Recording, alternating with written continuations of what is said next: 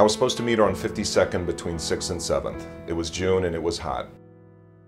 Most people don't know that Long Island Railroad, Amtrak, and New Jersey Transit all meet right underneath 52nd Street, which can heat the cement to about 90 degrees. I remember how hot it was. We both walked up to the little coffee shop at the same time. I hadn't seen her in about 10 years. I was nervous. I knew she was sick, but I didn't know what to expect. We'd known each other since junior high. We had swam at her beach house in Michigan as teenagers. We'd even been in college together. She was a year younger than me, but still an old friend. We walked in, grabbed a warm drink from an open cooler, and stepped up 2 small steps to some tables. She grabbed my right arm and I felt her imbalance. I saw her catch a glimpse of my reaction, which I tried to keep subtle. We sat down. I looked around the place.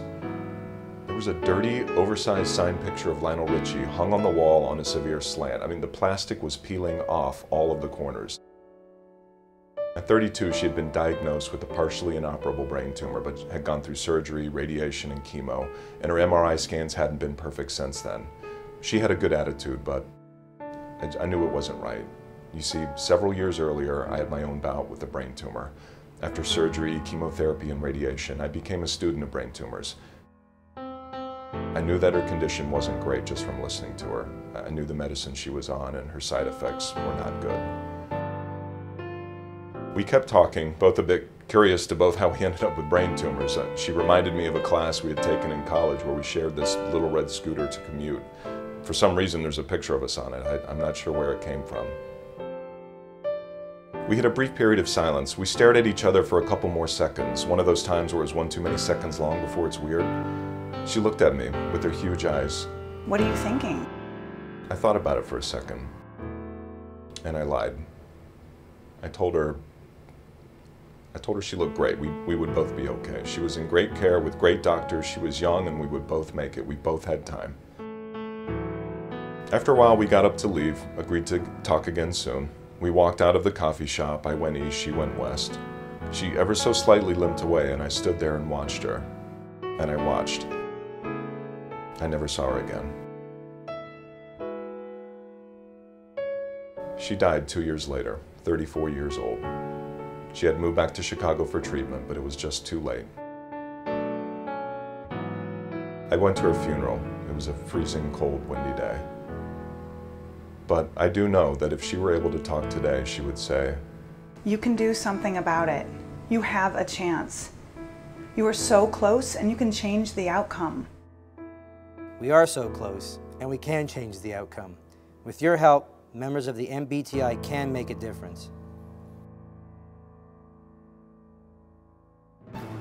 We want to thank you for over 5 years of tremendous support.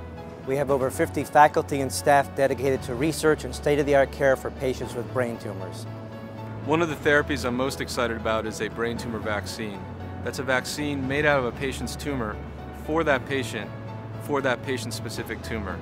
It's out of the patient and off the shelf, and it's something that can be given specifically to each and every brain tumor patient we operate on. In 2013, Northwestern Memorial rose 6 places to 6th in the nation, with the neurology and neurosurgery programs ranked 7th in the country. The neuro-oncology program enrolls more patients onto clinical trials than any other cancer disease site at the Lurie Cancer Center. At any given time, there are 10 to 15 clinical trials open for brain tumor patients. Our brain tumor support group consistently serves nearly 300 patients and their caregivers annually. We perform over 1,000 surgeries a year. We serve and treat over 7,000 brain tumor patients each year. I came to Northwestern University and the NBTI because I truly believe that over the next decade, Northwestern will become a leader in the treatment and research for brain tumors in this country. I came to Northwestern because I want to cure brain tumors.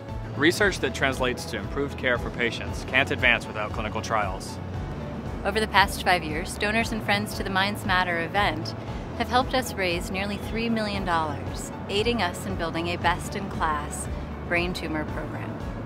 Your support has helped to build one of the nation's leading brain tumor institutes. We need to expand on what's already been built. We need to support the existing infrastructure, including our social work team, our nutritionists, our nursing staff. We need to broaden our clinical activities in the realms of radiation oncology and experimental neuropathology.